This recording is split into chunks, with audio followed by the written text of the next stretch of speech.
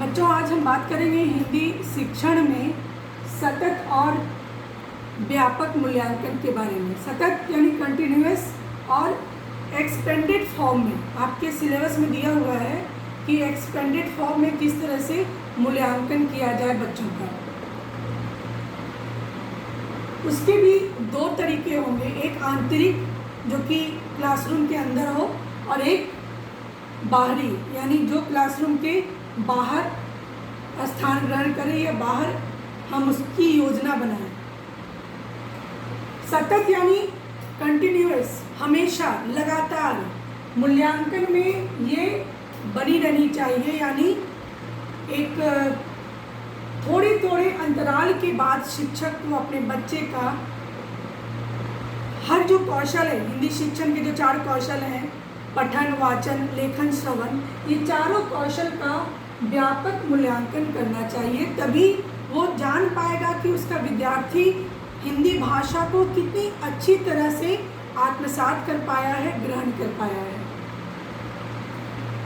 कुछ एक पॉइंट है जो सतत और व्यापक मूल्यांकन के आंतरिक तरीके से संबंधित है। जैसे जो व्यक्ति अध्यापन कार्य करेगा वही मूल्यांकन करे। आप जब एक्सटर्नल एग्जाम देती हैं, बाहरी परीक्षा देती हैं, तो आपका जो इन्विजिलेटर होता है वो कोई और भी हो सकता है, लेकिन और जो कॉपी करेक्शन करता है वो भी कोई और हो सकता है, लेकिन इसके अंतर्गत बच्चे का मूल्यांकन वही करता है जो कि उसे पढ़ाता है। यानी अगर मैं हिंदी शिक्षक हूँ तो मैं ही कक्षा के अंदर में आंतरिक मूल्यांकन की प्रक्रिया को देखूंगी और मैं ही उस बच्चे का मूल्यांकन भी करूंगी। मैंने ही पढ़ाया भी है और मैं ही मूल्यांकन भी करूंगी। मूल्यांकन कार्य जो है वो सत्रांत में यानी कि सेमेस्टर के एंड में होकर पूरे सत्र में होता रहे। यानी अगर 1 साल का कोर्स है तो ऐसा नहीं कि मैं सालों भर मैंने पढ़ाया, बीच में कभी हमने बच्चे की जांच करने की कोशिश नहीं की कि वो क्या सीखा, कितना सीखा, और मैं एकदम सेशन के अंत में जाकर उसकी परीक्षा ले लूँ। तो इसमें ऐसा नहीं होगा, क्योंकि ये सतत है ना, सतत मतलब लगातार है। तो ये सत्र के बीच में भी, सेशन के बीच में भी 2 महीना के बाद, 3 महीना के बाद या 4 महीना के बाद, जैसे कि तिमाही होता है, छमाही होता है, नमाही होता है, फिर वार्षिक होता है। तो इस तरह से टीचर को सत्र के बीच में भी हिंदी भाषा का मूल्यांकन करना चाहिए।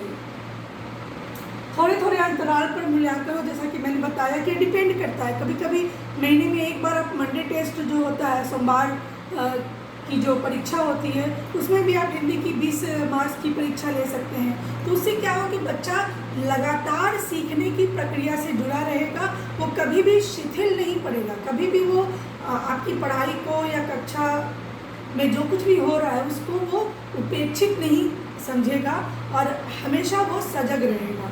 छात्रों को उनकी कमियों और सफलताओं की जानकारी देना होगा।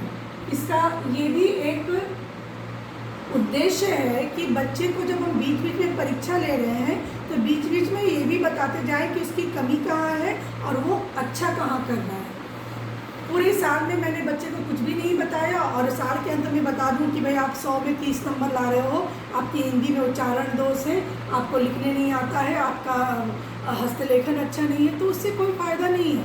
आपको बीच में ही बच्चे को उपचार करते रहना होगा बच्चे का, और बताते रहना होगा कि उसकी कमी क्या है और उसके अच्छे गुण क्या हैं, उसके अच्छे भाग हिंदी शिक्षण में, हिंदी कौशल में क्या क्या है। कभी कोई बच्चा बोलता बड़ा अच्छा है पर लिखने में मुश्किल होती है, कभी कभी वो लिखता बहुत अच्छा है पर जब फिर बोलने कहिएगा तो वो डर जाएगा, वो भयभीत हो जाएगा। तो इस तरह की जो मुश्किलें होती है उससे बच्चे को बचाने के लिए ज़रूरी है कि हम उसकी कमी और सफलताओं की जानकारी थोड़े अंतराल के बाद उसको देते रहें। छात्रों को पृष्ठ पोषण देना। पृष्ठ पोषण मतलब फीडबैक, यही जो अभी चर्चा हो रही थी कि बच्चे को बताते रहिए कि वो अच्छा कहाँ है, बुरा कहाँ है और क्या करे ताकि वो हिंदी को और ज़्यादा ग्रहण कर पाए, समझ पाए।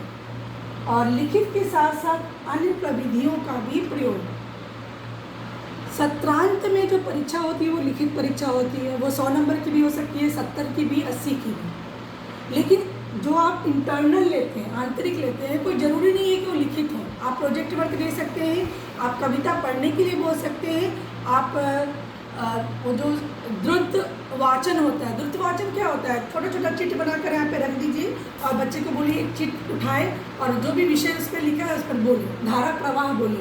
तो अभिव्यक्ति कौशल का भी आप जानकारी ले सकते हैं, श्रवण कौशल की जानकारी ले सकते हैं। आप बच्चे को एक कहानी सुनाइए और कहानी सुनाने के बाद उस कहानी से संबंधित प्रश्न बच्चे को पूछिए, तो आपको पता चलेगा कि किस बच्चे में श्रवण कौशल है, कौन ध्यान से एकाग्रचित्त होकर आपकी कहानी को सुनता है।